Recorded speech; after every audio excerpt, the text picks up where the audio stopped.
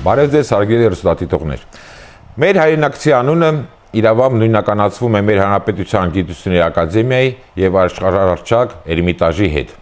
Հայորդիներ հաղորդաշարի այսօրվա հաղորդումը նվիրված է Հովսեփ Օրբելուն, ում ծննդյան 130-ամյակը լրացավ այս տարի։ Մեր հաղորդման հյուրերն են մեր Հանրապետության Գիտությունների Ազգային Ակադեմիայի Պատմության ինստիտուտի տնօրեն ակադեմիկոս Աշոտ Մելքոնյանը եւ Ծաղկաձորի Օրբելի եղբայրների տուն թանգարանի հիմնադիր Գերասիմ Մկրտչյանը։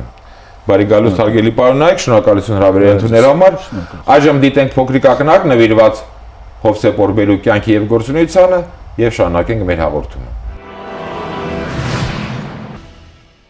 Հովսեփ Օրբելին ծնվել է 1887 թվականի մարտի 8-ին Քութայիսում, Զաքարյաններից ծերող խազնվականի ընտանիքում։ Սովորել է Թիֆլիսի Արական 3-րդ գիմնազիայում։ Բարձրագույն կրթություն ստացել Պետերբուրգի համալսարանի պատմաբանասիրական եւ արևելյան լեզուների ֆակուլտետներում։ 1911 թվականից դասավանդել է Պետերբուրգի համալսարանում։ 1906-ից 17 թվականներին մասնակցել է ԱՆԻ պեղումներին, ինչպես նաեւ ուսումնասիրել Արևմտյան Հայաստանի բանահյուսությունը եւ ճարտարապետական հուշարձանները։ 1920 թվականից աշխատել է Էրմիտաժում, 1934-ից 51 թվականներին եղել տնօրեն։ 1938 թվականից եղել է ԽՍՀՄ Գիտությունների Ակադեմիայի հայկական մասնաճյուղի նախագահ։ 1943-ից 47 թվականներին Հայաստանի Հանրապետության Գիտությունների Ակադեմիայի հիմնադիր նախագահ եւ Պատմության ինստիտուտի տնօրեն։ Կազմակերպել եւ նպաստել է Հայաստանում գիտության ու մշակույթի զարգացմանը։ Գլխավորել է Սասունցի Դավիթ էպոսի 1000-ամյակի հոբելյանը։ Եղբոր Լևոնի հետ մեծ վաստակ ունի Լենինգրադի պաշտպանության գործում։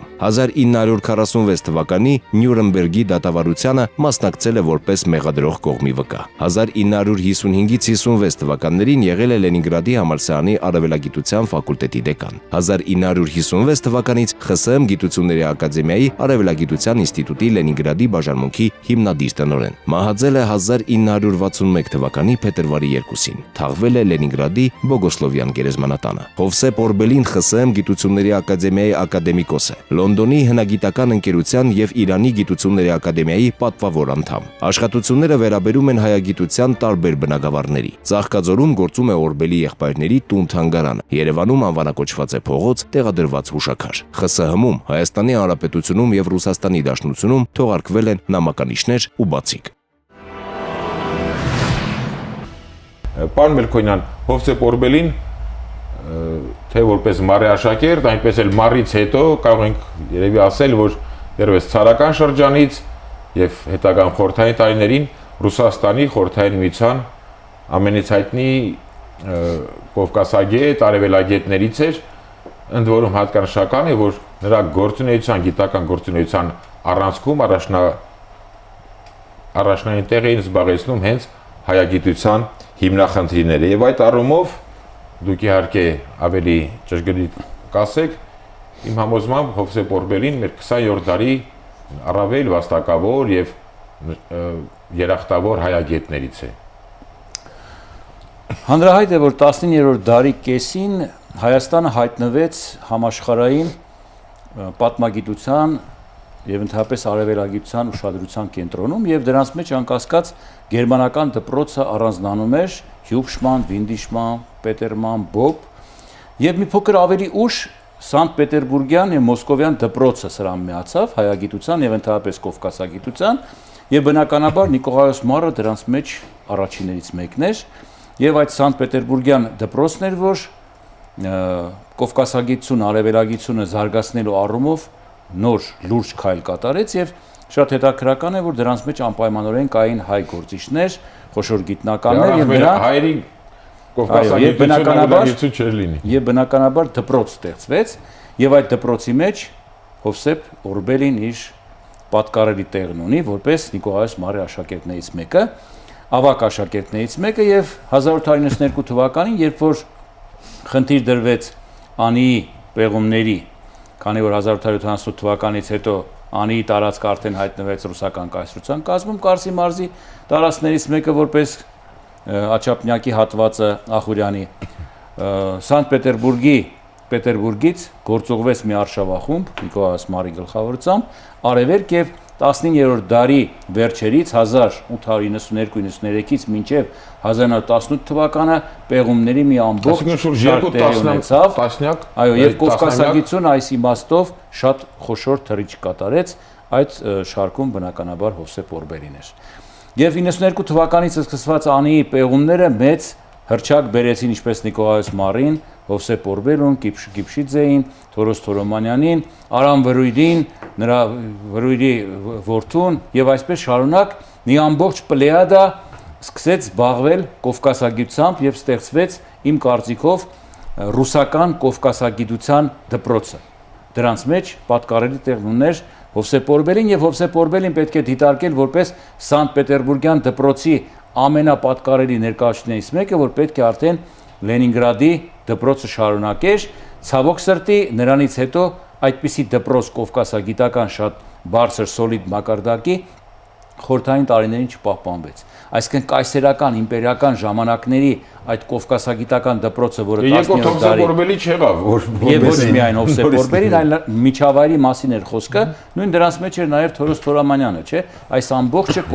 կովկասագիտության կայսերական ռուսական դպրոցի համաստեղությունն էր, որը որ եկավ 19-րդ դարի վերջին եւ այդ իներցիան էր, որ խորհրդային տարիներին շարունակեց եւ շատ-շատերը երբ որ չեն կարողանում հասկանալ Հովսեփ Օրբելու մեծությունը, նրա ֆենոմենը, նրանք պիտի հասկանան, թե ինչ արմատներից է նա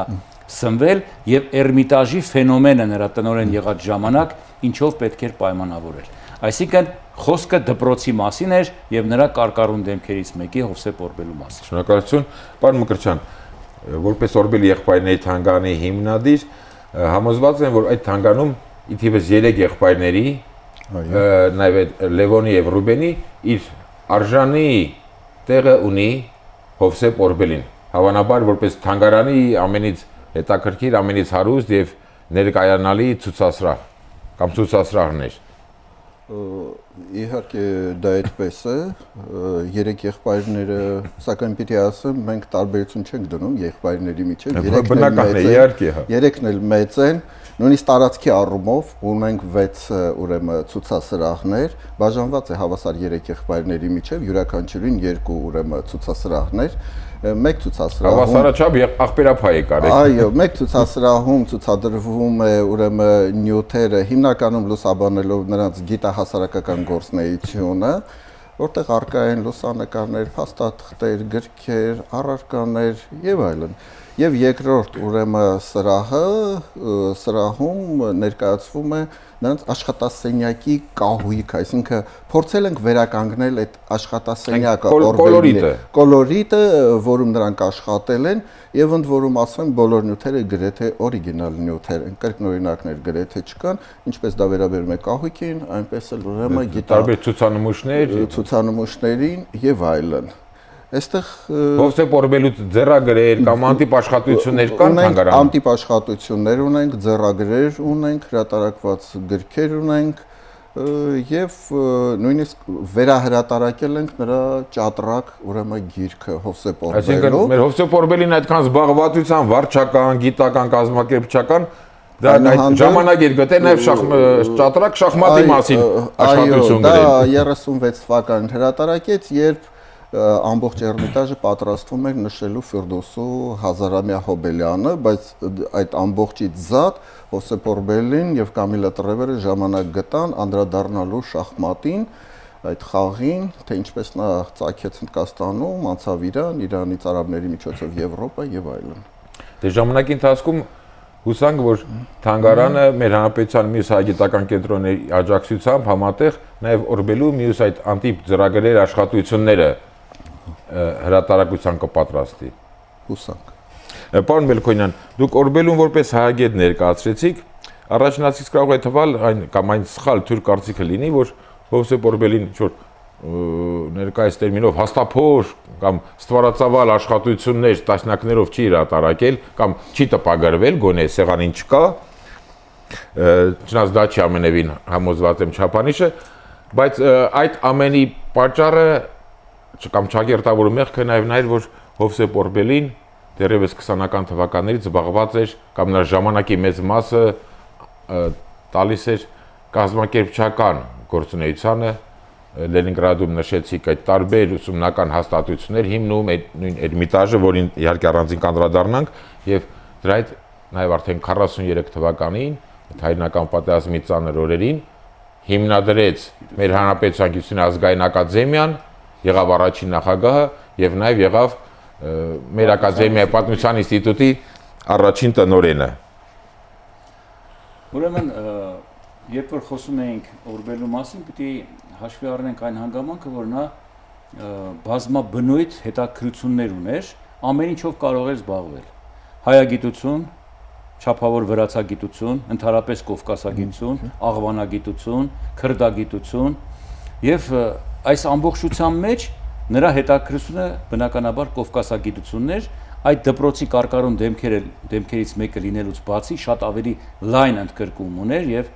Էրմիտաժի տնօրեն դառնալուց հետո, տնօրեն տեղակալ, տնօրեն դառնալուց հետո ահռելի աշխատանք կատարեց համաշխարհային մշակույթի այդ կոթողները պահպանելու իմաստով, գաղտնիք չէ, որ 20-30-ական թվականներին, երբ որ արդյունաբերացման եւ կոլեկտիվացման շրջանում խորհրդային պետությունը հսկայական գումարների կարիք ուներ եւ պարփակված վիճակում մեկուսի սոցիալիզմ էր կառուցում այսպես ճակերտյալ, այս պայմաններում նրան պետք էին միջոցներ եւ մարդիկ արտասահմանից գալիս էին մեծահարուստներ, մատնացույց էին անում այս կամ այն նմուշը եւ նրանք հաջորդ օրը կարող էին Էրմիտաժից անհետանալ։ Եվ այսօր էլ, երբ որ Էրմիտաժի աշխատակիցների հետ խոսում ես, այդ հետաքրական պատմությունները սերնդե-սերունդ անցել են, թե Հովսեփ Բերան փոխանցվել է։ Այո, ինչ եղանակներով, ինչ հնարամտությամբ կարողանում էր փրկել էքսպոնատները եւ երբ բանը հասնում էր այնտեղ, որ այլևս զիջելու տեղ չուներ եւ այդ հնարամիտությունը չէր գործում, ուղղակիորեն այսպես դիմում էր Ստալինին եւ փորձում էր սովետական հասարակության մեջ կարևորել մշակույթի տեղն ու դերը եւ ցարական նախկին ժամանակահատվածի հետ նրա կապվածությունը որպես Էրմիտաժ թանգարան, այսինքն Ռոմանովների ժամանակաշրջանի, նա կարողանում էր սովետական հասարակության մեջ ներարկել այն գաղափարը, որ սա համաշխարհային մշակույթի նմուշներ են, որոնց ձեռք տալ չի կարելի եւ դրանք պետք է պահպանել եւ դա արվեց շնորհիվ Հովսեփ Օրբելու։ Նաեւ այդ հաստատակամություններ գուցե պատճառներից մեկը, որ մեր հանրապետությունում բուն ակադեմիա ստեղծումից բացի նաեւ հայագիտական շատ կարեւոր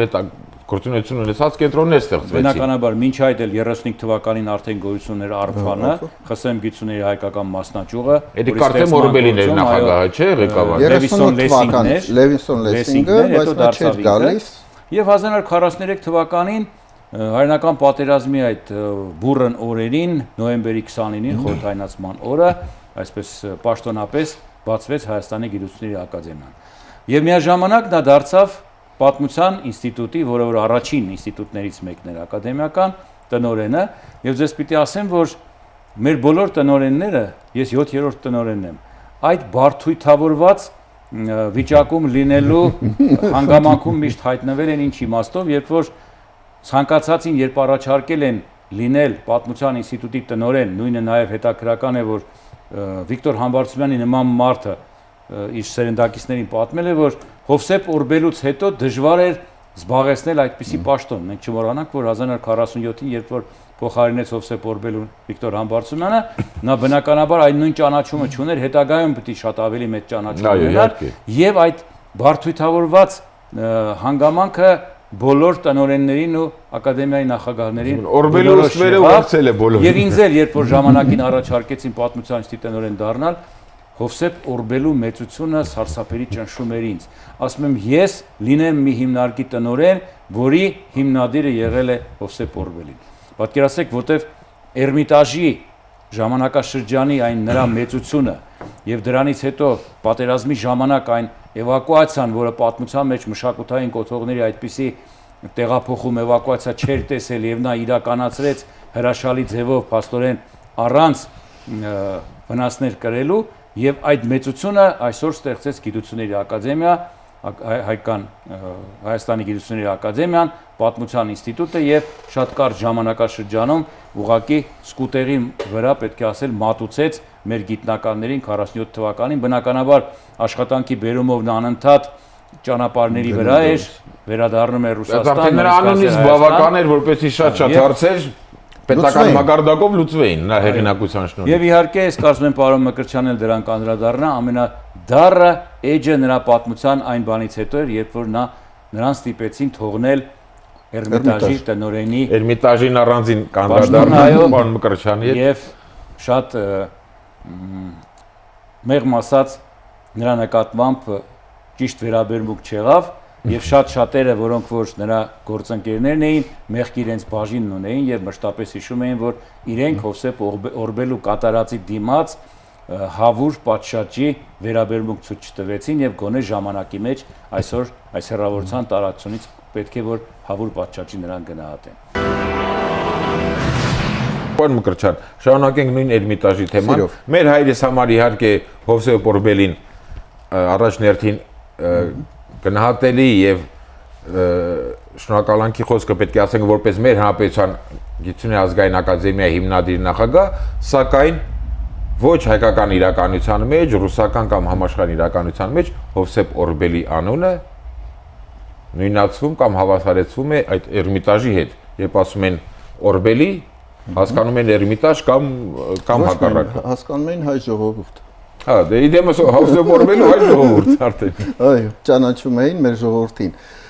Հովսեփ Օրբելին 20 թվականին ընդունեց աշխատանքի պետական Էրմիտաժ, հենց այն օրը, երբ վերադարձնում էին վերջի ցուցանմուշները Մոսկվայից, այսինքն երկրորդ ուրեմն տարհանումներ տեղի ունեցել քաղաքացիական պատերազմի ժամանակ։ Ազատումը եւ ազատվեց Էրմիտաժից 51 թվականի այսինքն ավելի քան 30 տարի 31 տարի Էրմիտաժում էր, որից 17 տարին գլխավորեց Էրմիտաժը։ Երբ ընդունվեց աշխատանքի, նա մուսուլմանական փոքրիկ հավաքածուի պահապան նշանակվեց, սակայն 27 թվականին նա ստեղծեց Արևելքի բաժինը եւ դարձավ նրա առաջին ուրեմն բաժնի վարիչը։ Այստեղ ես կուզեմ ասեմ, որ հետո համոզված ենք, որ առաջի գործը պիտի լիներ հենց Արևելքի բաժնի հիմնադրումը։ Այն որ ուրիշ բաժին չէր կարող։ Ակադեմիական այդ հիմնարկները չկարողացան շարունակել այդ ավանդույթը ցարական դպրոցի արևելագետների, կովկասագետների, այդ բանը Հովսեփ Օրբելին արեց Էրմիտաժում։ Ստեղծեց Արևելքի բաժինը, իսկ հետո նորից կանդրադառնամ ինչ արեց այնտեղ, եւ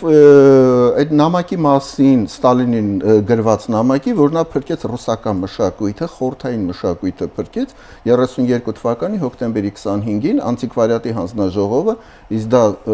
Ստալինի եւ Միկոյանի որոշումներով էր, եկավ իր ուրեմն աշխատասենյակ եւ պահանջեց Սասանյան Արցախ հավաքածուն։ Սա կարծես թե կյանքի ծաղր լինի, Սասանյան Արցախ հավաքածուն դա հիմնականում Շապու երկրորդի ուրեմն պատկերներով որսի տեսարաններ էին, որ Օրբելին հավաքել էր այդ ամբողջը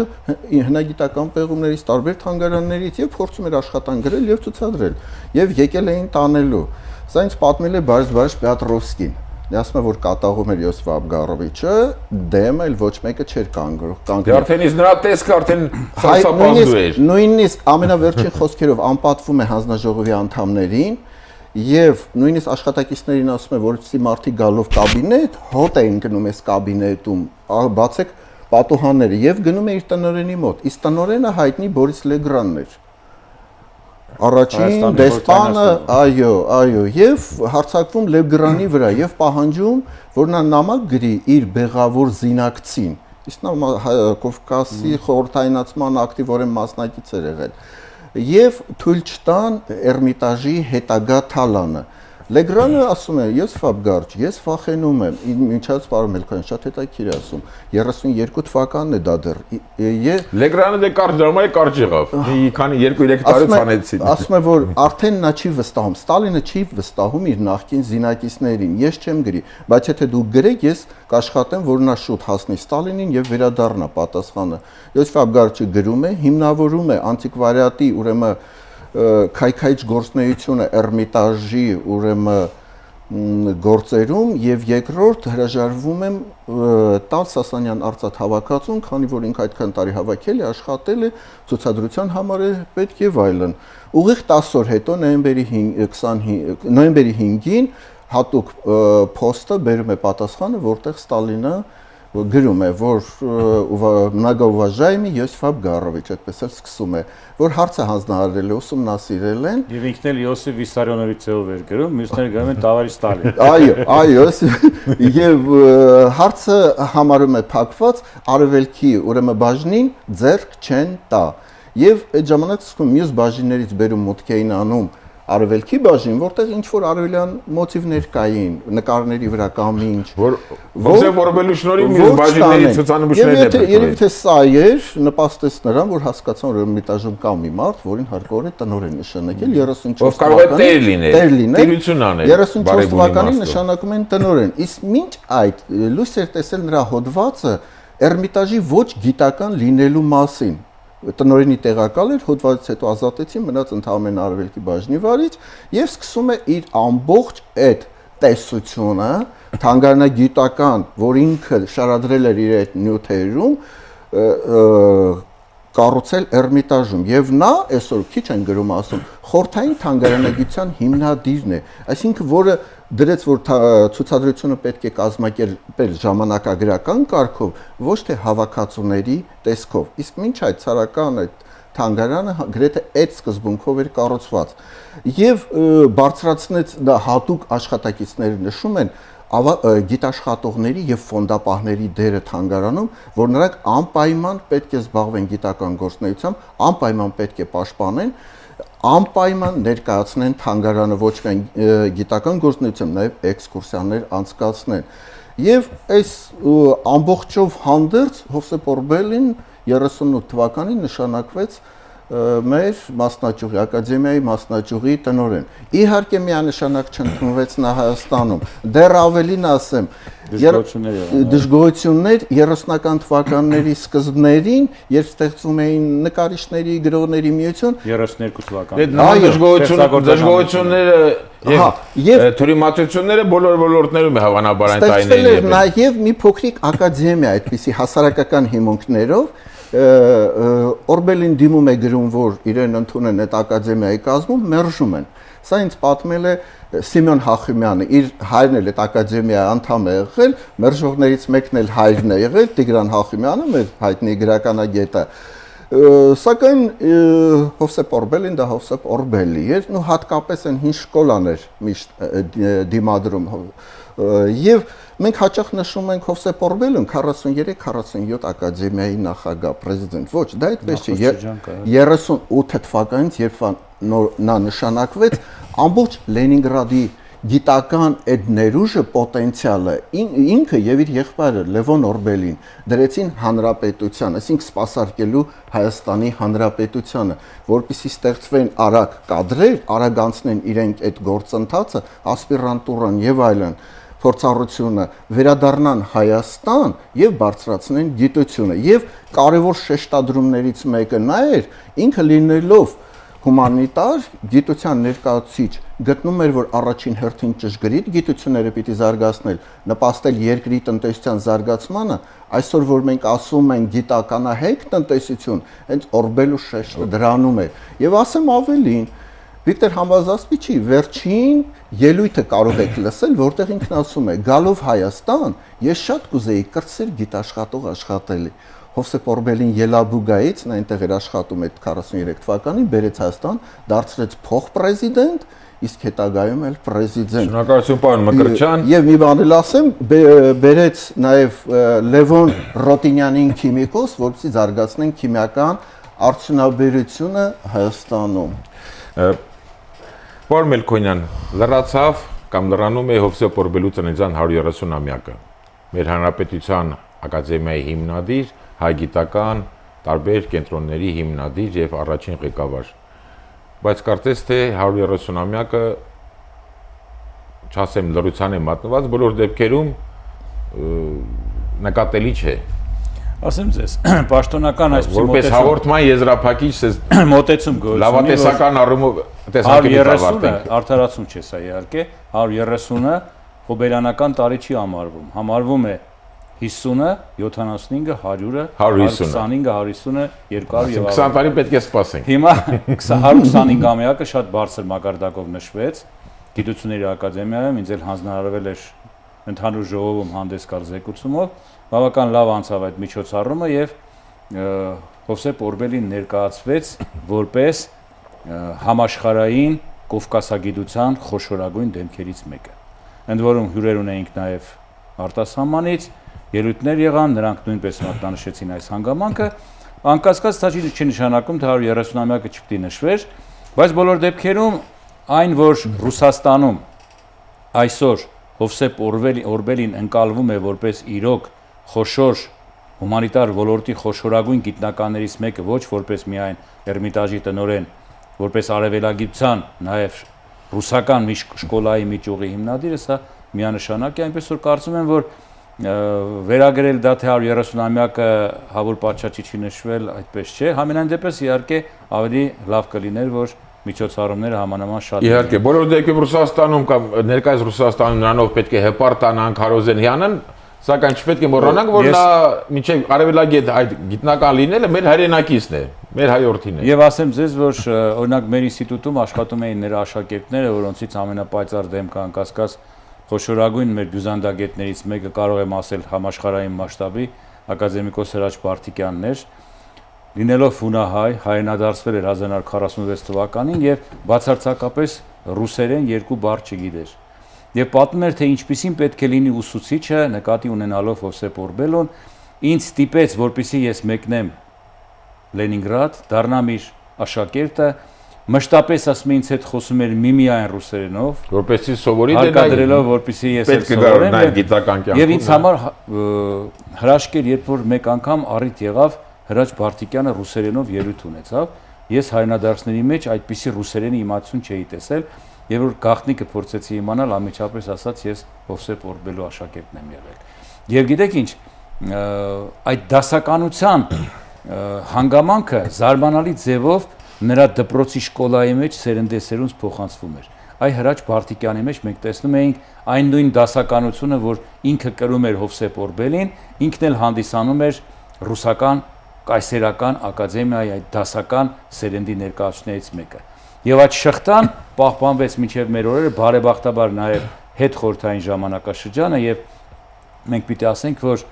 երբ որ խոսք է գնում գիտությունների ակադեմիայի կամ մեկ այլ հաստատության այսպես կոչված փակման մասին, ցավոք սրտի մեր հասարակության մեջ նման խոսակցությունները շարունակում են շրջանառվել։ Ուղղակի մարդիկ միայն մի բան պիտի հիշեն, որ իրենք չեն հիմնադրել գիտությունների ակադեմիան, պատերազմի ամենածանր օրերին Հովսեփ Օրբելու պես համաշխարհային խոշոր դեմքն է ստեղծել եւ գիտությունների ակադեմիան նրա հիմնադիր Հովսեփ Օրբելու կերպարով հանդերձ Վիկտոր Համբարձումյանի հետ միասին մշտապես պիտի ճնշի մեզ եւ այդ բարդույթի մեջ պահի, որ ակադեմիան անգերազանցելի է, որտեղ այդ սերունդը, որը կյանքի կոչեց ակադեմիան, անգերազանցելի էր եւ դասական։ Հարգելի բարեկամներ, կրկին շնորհակալություն հաղորդմանը մասնակցելու ձեր պատրաստակամության համար։ Մեր Հանրապետության Գիտությունների ակադեմիան եւ մասնավորապես Պատմության ինստիտուտին եւ մյուս հայագիտական, հումանիտար գիտական հաստատություններին մաղթենք հաջողություններ իրենց առաջին հիմնադրի ավանդները շարունակելու եւ հետ այս հավատարիմ մնալով զարգացնելու ուղղությամբ Օրբելի եղբայրների տուն թանգարանին, որպեսզի այդ կուլտ քարոզչական գործունեությունը ակտիվ ավելի շարունակեն ծավալեն եւ նոր հրատարակություններով զարմացնեն մեր բոլորիս, մեր հայրենակիցներին էլ կոչ անենք ծաղկացոր գնալուց անպայման այցելեն Օրբելի եղբայրների տուն թանգարան։ Հարգելի հեռուստադիտողներ, Հայորդիներ հաղորդաշարի այսօրվա հաղորդում նվիրված էր Հովսեփ Օրբելուն։ Առայժմ այսքանը, ճանաչենք հայորդիներին։